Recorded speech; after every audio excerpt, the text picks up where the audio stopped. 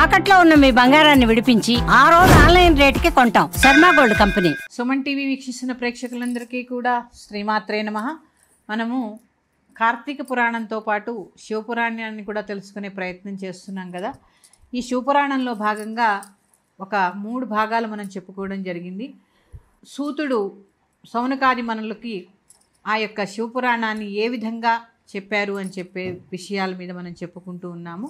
ఇక కథలోకి వెళ్తున్నాము. నారదుని యొక్క తపస్సు. నందీశ్వరుడు మార్కండేయునికి ఎరిగించిన శివపురాణాన్నే నేను మీకు ఇప్పుడు తెలియచేస్తున్నాను. మార్కండేయ మహర్షి వెళ్ళారు కదా, నందీశ్వరుడి దగ్గరికి వెళ్ళి నాకు శివపురాణాన్ని తెలియజే స్వామి అంటే ఆయన తెలియజేస్తానని చెప్పారు. మార్కండేయుడికి నందీశ్వరుడు చెప్పినటువంటి శివపురాణాన్నే సూత మహర్షి సౌనకాది మునులకి తెలియచేస్తున్నారు. ఏ విధముగా?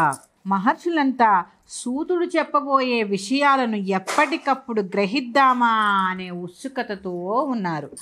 అక్కడ ఉన్నవాళ్ళంతా తపోజ్ఞాన సంపన్నులు కాబట్టి ఇక్కడకు వచ్చేవాళ్ళు అలాంటి వాళ్ళే అయి ఉంటారు. వాళ్ళకి ఇప్పుడే కాదు ఎప్పుడూ కూడా మంచి మీదే ధ్యాస, భగవంతుడి మీదే దృష్టి ఉంది. ఇక్కడ ఎప్పుడు జప తప హోమాది పుణ్యకార్యాలే జరుగుతాయి. భగవంతునిపై చర్చలు గోష్ఠులు జరుగుతాయి. అపార జ్ఞాన సంపన్నుడు పౌరాణిక చక్రవర్తి అయిన సూత మహర్షి నోటి వెంట ఏ పదం పలికినా ఆ పవిత్రమైన మంత్రం కిందే లెక్క. అటువంటి మహానుభావుని ముఖతః శివపురాణాన్ని వినేందుకు ఎంత పుణ్యం చేసుకున్నామో కదా అంటూ సౌనకాదిమనులందరూ కూడా పొంగిపోతూ ఆయన పంచే జ్ఞానామృతాన్ని శ్రవణాల ద్వారా గోలేందుకు సిద్ధముగా ఉన్నారు. అంటే ఇక్కడ మనకి ఏంటి అంటే ఈ శివపురాణం అనే దాన్ని మనం ఎంత ఆనందంగా వింటే అంత బాగుంటుంది. చూడండి, సౌనకాది మునులందరూ కూడా సూత మహర్షి చెప్పేటటువంటి శివపురాణం కోసం ఎంత ఉత్సుకతతో తెలియచేస్తున్నారు. మనం కూడా అంతే ఉత్సుకతతో ఈ శివపురాణాన్ని విని చక్కగా ఆ శివయ్య కృపకి పాత్రులవుదాం. అన్నీ ముని కుటీరాలే కాబట్టి ఆ పరిసర ప్రాంతాల్లో ఉన్న చెట్టు పుట్ట, తిరుగాడే పక్షులు, లేళ్ళు, కుందేళ్ళు ఇత్యాది మూగజీవులు కూడా పరమేశ్వరుడి దివ్యగాథల్ని వింటున్నాయా అన్నట్టు అక్కడ నిశ్శబ్దం చోటు చేసుకుంది. అప్పుడు చూసారా, కిలకిలా రావాలు చక్కగా దాన్ని ఏమంటాడు మూగ కుందేళ్ళు ఇవన్నీ కూడాట ఆ శివపురాణం మొదలుపెట్టే సమయానికి ఆ చుట్టూ వచ్చి చేరాయట. ఎప్పుడెప్పుడు సూత మహర్షి ఈ శివపురాణం చెప్తారా, ఎప్పుడెప్పుడు వినాలా అని అవి కూడా ఎదురు చూస్తున్నాయట. అందుకని ఎంతో భక్తి శ్రద్ధలతో సావధాన చిత్తులై ప్రశాంతంగా వినండి. అప్పుడు ఈ సూతుని కంఠం ఖంగుమంటూ వచ్చి ఇలా చెప్పడం ప్రారంభించారట. పూర్వం నారద మునీంద్రుడు అతి పవిత్రమైన హిమాలయ పర్వత శ్రేణుల్లో ఉన్న మానస సరోవరం వద్ద ఒక పర్ణశాలను నిర్మించుకుని అక్కడే శివుని గురించి తపస్సు చేయడం ప్రారంభించారు. ఇక్కడ చూసారా, ఎప్పుడు నారాయణ నారాయణ అంటూ ఉండే నారద మహర్షి నారాయణ మంత్రం చేస్తూనే ఇప్పుడే చెప్పాను శివకేశవులకు ఎటువంటి భేదమూ లేదని. చక్కగా మానస సరోవరంలో ఒక కుటీరాన్ని ఏర్పాటు చేసుకుని శివుడి గురించి తపస్సు చేయనారంభించారు. నారదుడంటే త్రిలోక సంచారి, ఆయనకు తగువుల మారి కలహ భోజనుడు అనే పేర్లన్నీ కూడా ఉన్నాయని చెప్పి మనకు కూడా తెలుసు. ఎందుకంటే సినిమాల్లో చూసాం మనం, పాత సినిమాల్లో నారదుడంటే కలహ భోజనుడు, వాళ్ళకి వీళ్ళకి గొడవ పెడుతూ ఉంటాడని చెప్పి మనం చాలా సినిమాల్లో పాత సినిమాల్లో చూసాం.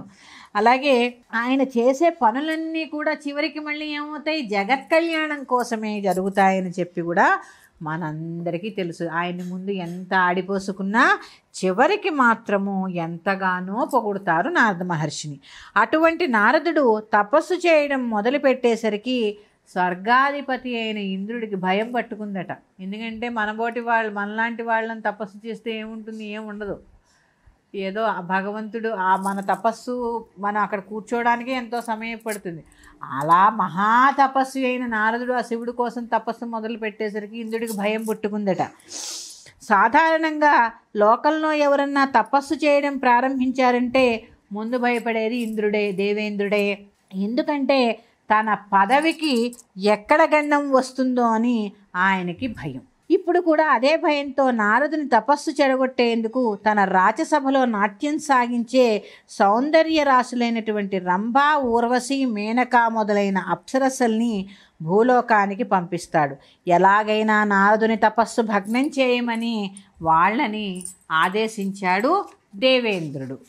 ఇక ఇంద్రుడి యొక్క ఆదేశం మేరకు ఆ నారీమణులంతా కూడా నారదుడు తపస్సు చేసినటువంటి మంచు ప్రాంతానికి రాయంచ అంటే రాయహంసల్లా చేరుకుంటారు. తమ నటనా ప్రావీణ్యాలతో సౌందర్య ఆకర్షణతోనూ ఆయన దృష్టిని తపస్సు నుంచి మరల్చేందుకు శత విధాలా ప్రయత్నిస్తారు.